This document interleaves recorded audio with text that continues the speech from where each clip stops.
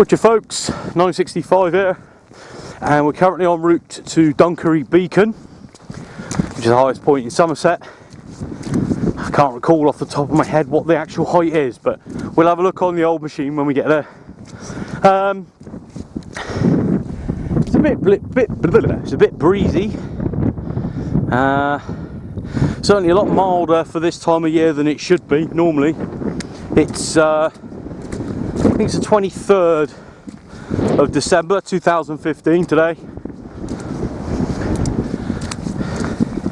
I might have to voice this over when I get back, but we'll see how we fare. But usually quite a nice view out to the channel, but it's a little bit overcast today. Over that way is Montops, that sort of way, and obviously over that way is Wales. So I'm going to get a bit of a wriggle on. It's starting to get dark, and I'm coming at this one from a different angle today. So ideally, I don't want to have to be ending up in the dark, but I've got head torch at the ready.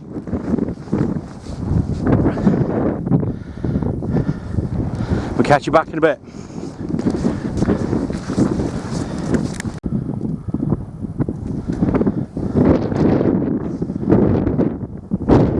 Okay, so a little bit further along the track. I'm close enough to it now to not really worry about the dark coming in. As I say, I've got head torch at the ready.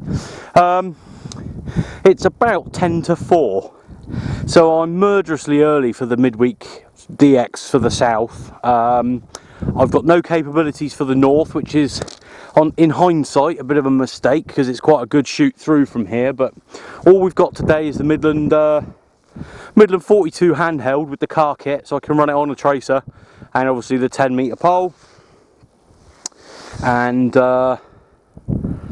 10-metre pole will cause the antenna to go on the 10-metre pole.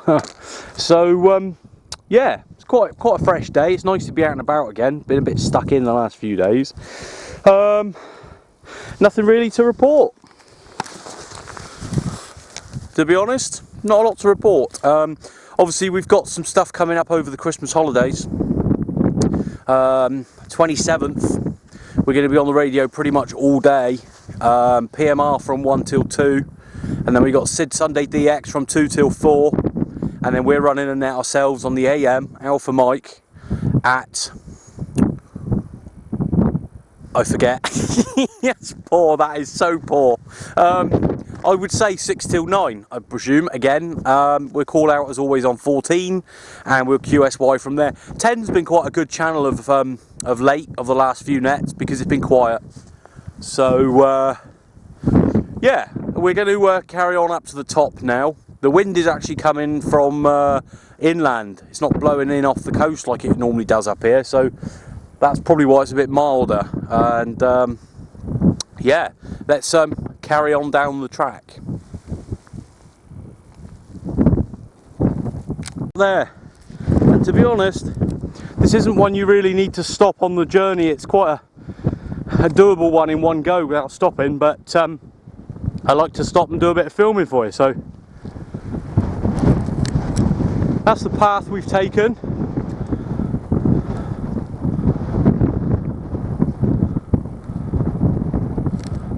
You can see there just about the end of the path sort of thing.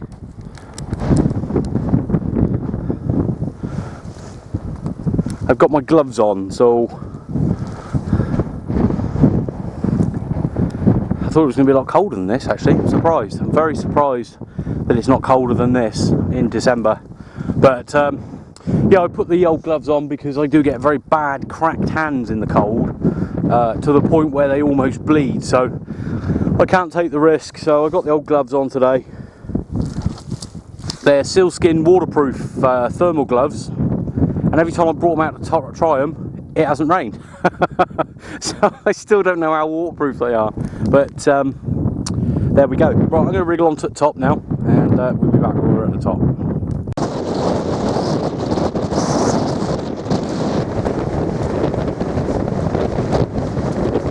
Surprised how much windier it is on the top.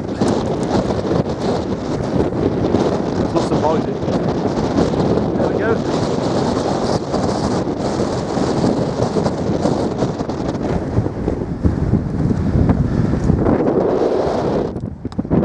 around here,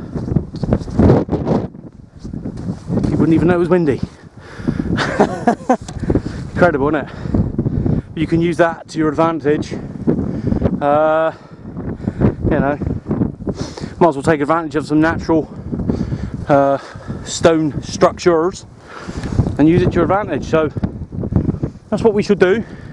And obviously, if you've got something like this on top of a hill or mountain, and your antenna is only as high as this is, and you get interference from mic here, music player, anything like that, move your station around until you can't hear them. You might lose a couple of stations that, you know, are on the net, but it will stop you hearing the Kia quite so much, possibly. I know it works on 446. How well it works for 27s, I'm not entirely sure. Let's go and have a look at the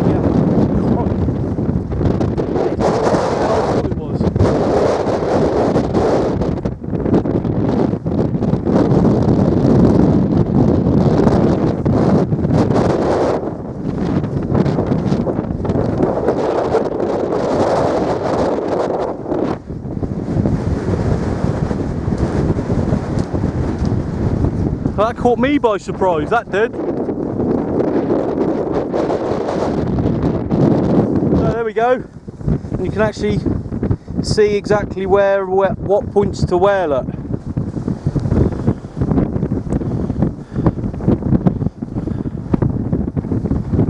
Nice.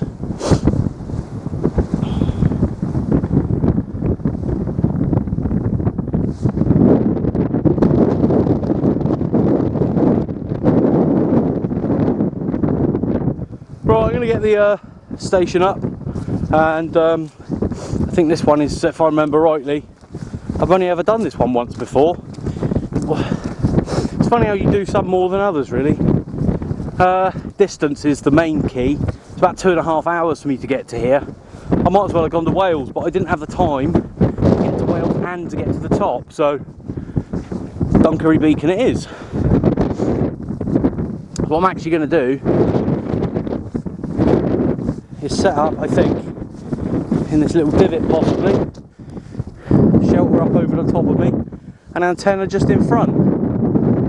I'm certainly not going to set up on top of that, that's a bit much. But, we'll give it a punt. Catch you in a bit. The antenna, we've got the antenna on the pole, we've got the guy wires out, and obviously the wind is blowing that way, so I've got 2 guy wires behind me and only 1 that way, and the ground is rock hard, absolutely rock hard. You got no chance of getting a, I'll show you, you got no chance of getting a spike in up here, look.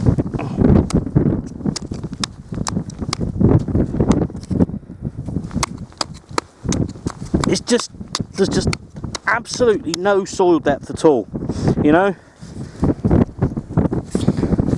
And we used to get a lot of bushcrafters saying, oh, why don't you dig a fire pit, or, you know, why don't you dig yourself a little shelter or something? And that's the reason, you've got no chance. So what we're going to do is, I know a lot of people say about the wind being a pain to antennas, but we're going to use the wind to help us put the pole up.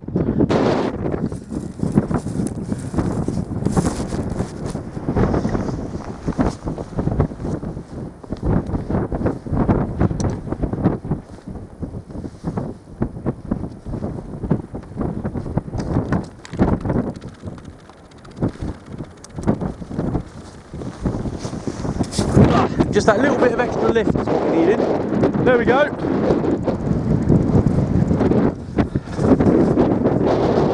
So we've got 2 guy wires behind, as you can see here and here. Should we move the antenna a little bit? We'll keep them nice and taut. And they're under some boulders because there's no ground. I couldn't get the spike in. So that one and that one. That'll hold that, no problem. And I'm actually going to do what I did on Pennygadeer. I think it was Pennygadeer, well, Vangerhillock, one or two. Slightly angle the antenna at the base back,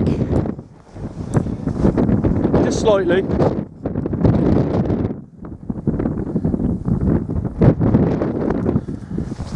Oh, there we go. Right, I don't really need this third one, but it's not doing anything. So I will secure it just in case the wind changes. But,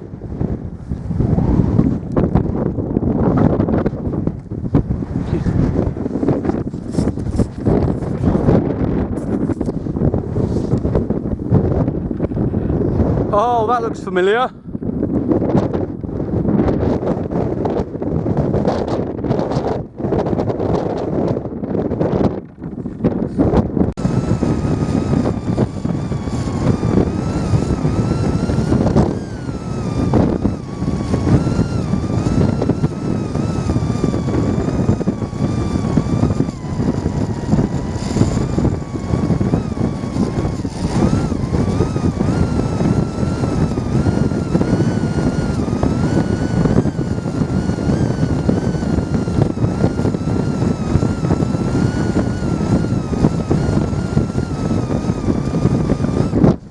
Okay, that actually went on a little bit longer than I was intending to show you, but I was fascinated when I see that. Anyway, I got the head torch on now, but 520, 520 meters ASL. I don't know why I had 540 in my head, but either way, it's a reasonable height. It's respectable. So that's all good. As you saw on the old windomometer, or whatever it's called, anemometer I think it is, it's cool.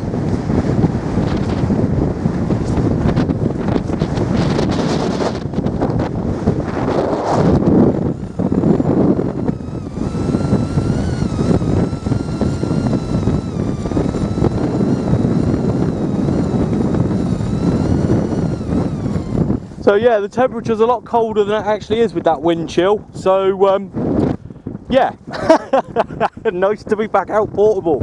So yeah, it's quite surprising. A lot of people say to me, "Oh, what kind of winds will those poles take?" And they will actually take a considerable amount of punishment. I don't know if you can see it in the moonlight. We've actually got a full moon tonight.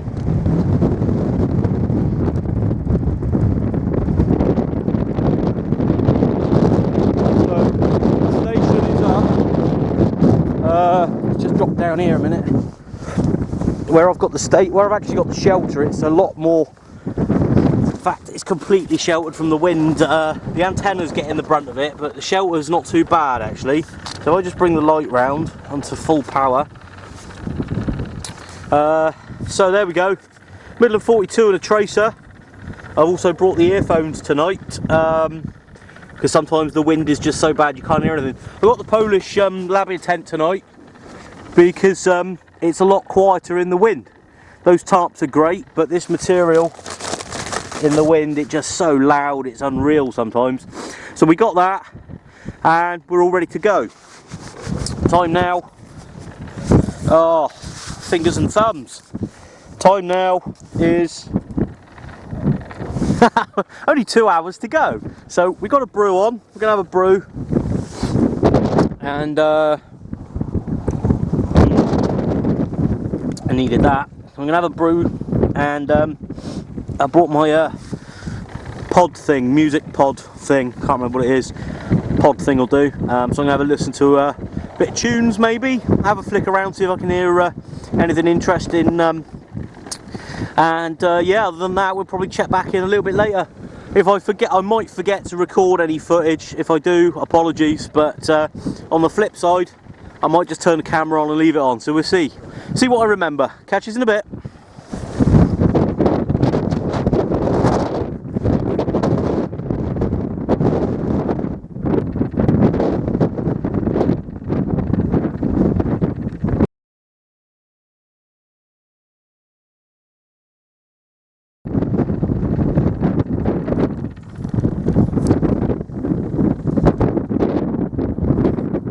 Just chilling out in the shelter, really. Not a lot else you can do up here, to be honest.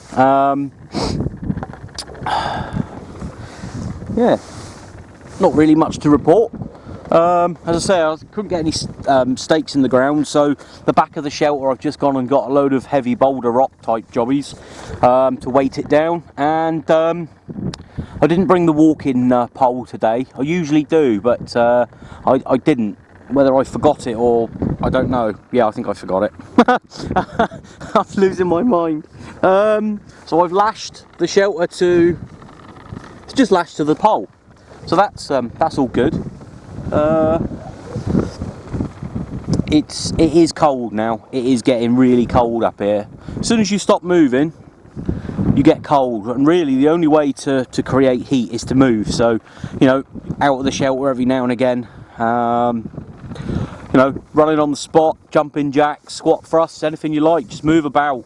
It's really the only way to generate some heat. So if you are going to get into this, obviously you have to bear it in mind if you're coming out in these conditions when it is cold. I mean, I know it's mild for December, but it is still incredibly cold, and especially on the top of here you've got that wind chill factor. So bear it in mind. Thermal clothing, I've got thermal trousers on under these waterproofs. These waterproofs are windproof as well, which is great. And I'm trying out a new jacket.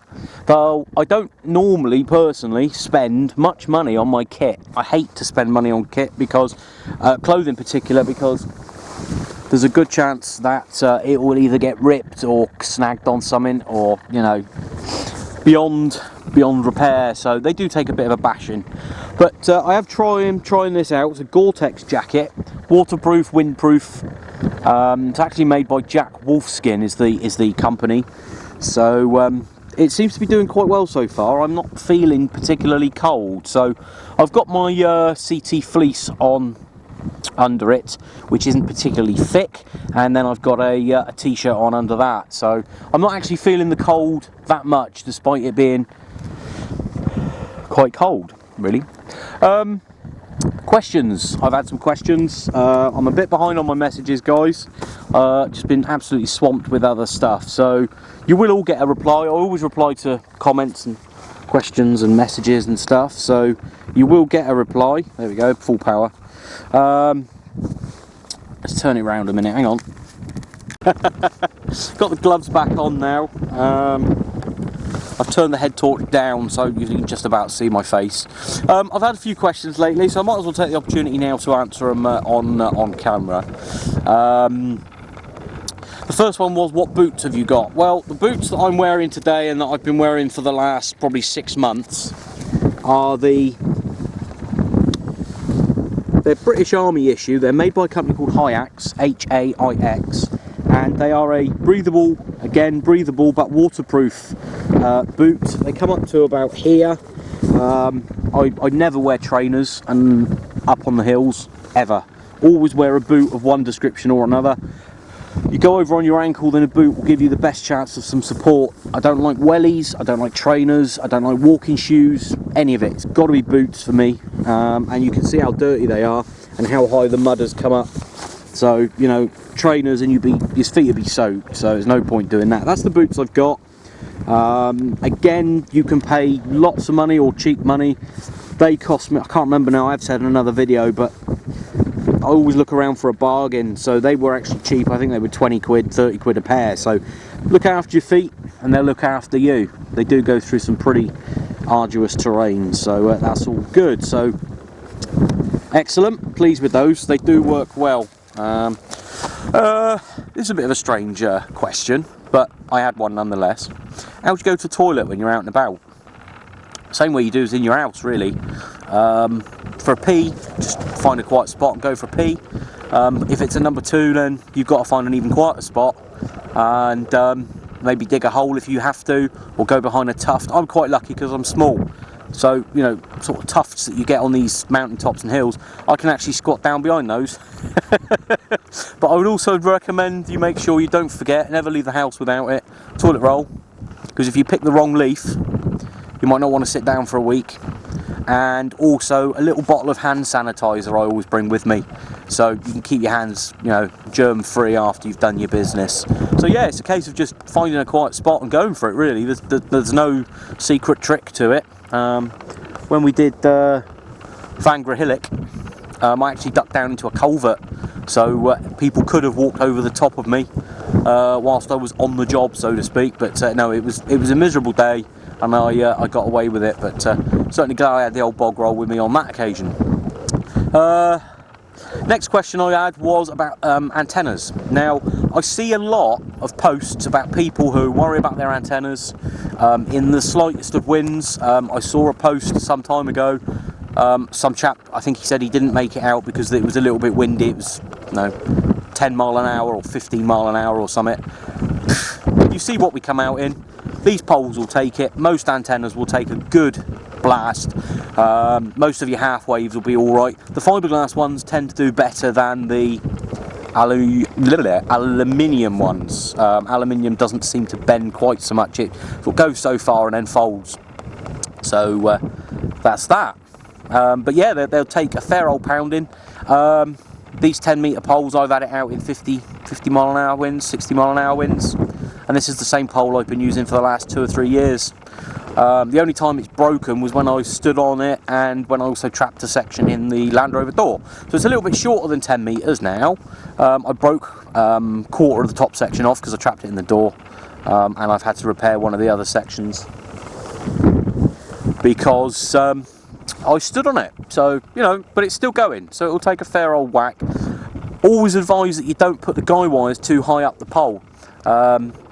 Mine sit on the join between the second and third section, and that allows most of the pole to flex. And that's what it wants to do. It wants to flex. If you make it all rigid, then it will just snap. So there you go. A few questions answered there. Oh, there was one other thing, bit of tip for you. If it's cold, try and keep your batteries and your pens somewhere warm. I've actually got my pen at the moment under my armpit to keep it warm. Or you could bring a pencil. Sometimes if I've made a hot brew, I lay the pen across the top of the cup, because if it dries up and you can't write those contacts down, you're going to get annoyed with yourself. So try and keep them warm, and the batteries, try and keep the batteries somewhere warm as well. The cold will just absolutely eat it. I know when we were on batch and it dropped to sort of -3 in the night, a lot of the kit just died. The tracer didn't. The tracer was alright, because I tend to keep those in the sleeping bag with me. But I think one of Gary's cameras died because it was just too cold. It just zapped the battery. So there you go, a little bit of info. Oh, I'm just looking at the battery meter on this now, and it's down to 1 block. So I'm going to stop waffling, and I'll catch you a bit later on.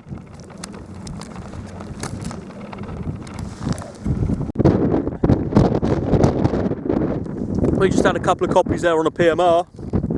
Let's check that's wrong way. A couple of copies there on a PMR. Steve, the 058 over there in Bardi. So yeah, working well. And Tony down there in Weston-super-Mare, which is just over the way. So no great distances, but a couple of good Radio 5 copies. It's just gone 6:10. So yeah, I'm just really using this as a sort of a video diary, really, to give me something to do. I don't mind getting to a place early, it's not a problem, and I'd rather be early than late. So yeah, it's all good. It's really worth noting when you come to a place like this, especially if you're coming off in the dark, where the path is, because it's too easy to come off in the wrong direction and end up miles from where you need to be, because all the paths look the same. But luckily with this one, there's a big plaque that you saw at the start there on the mound behind me, and basically up here, you face the plaque, spin round 180 degrees, and that's your path. So that's pretty easy. But yeah, it's a bit windy,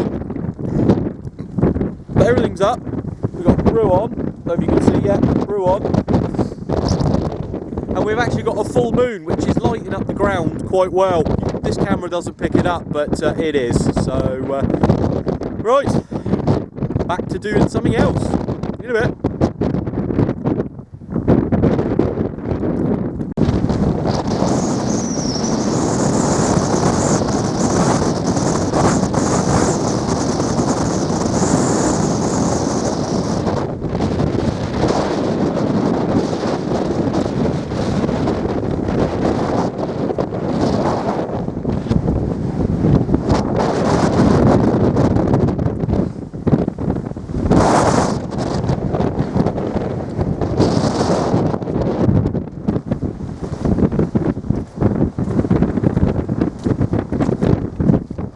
of the weather come in now. It's tipping down with rain. So yeah, lovely. 2 in the book so far, Tom and Stuart. Stuart's actually out portable tonight on Pepperbox Hill. So nice one there, Stuart. If I'm shouting, apologies. I've actually got earphones in so I can hear people on the radio tonight. But yeah, nice one, guys. We'll catch you in a bit.